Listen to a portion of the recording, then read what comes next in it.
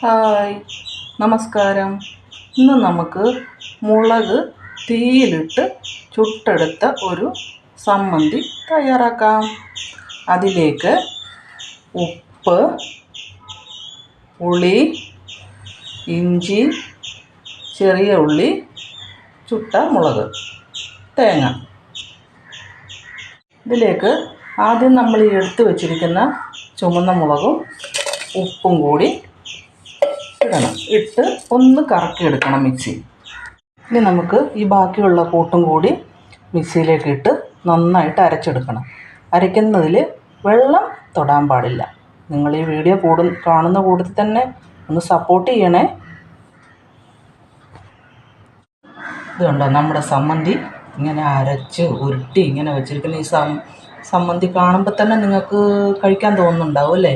പക്ഷേ ഇതിൻ്റെ കൂട്ടത്തിലൊരു മീൻ പൊള്ളിച്ചതോ ഒരു അച്ചാറോ എന്തെങ്കിലും ഉണ്ടായാൽ മാത്രം മതി. ഇനിയിപ്പോൾ നമ്മുടെ വീട്ടിൽ ഒരു ദിവസം കൂട്ടാൻ വെക്കാനൊക്കെ ഒന്നും ഇല്ലെങ്കിലും നമുക്ക് ഈ ഒരു സമ്മന്തി ഉണ്ടെങ്കിൽ മാത്രം ചോറ് കഴിക്കാം.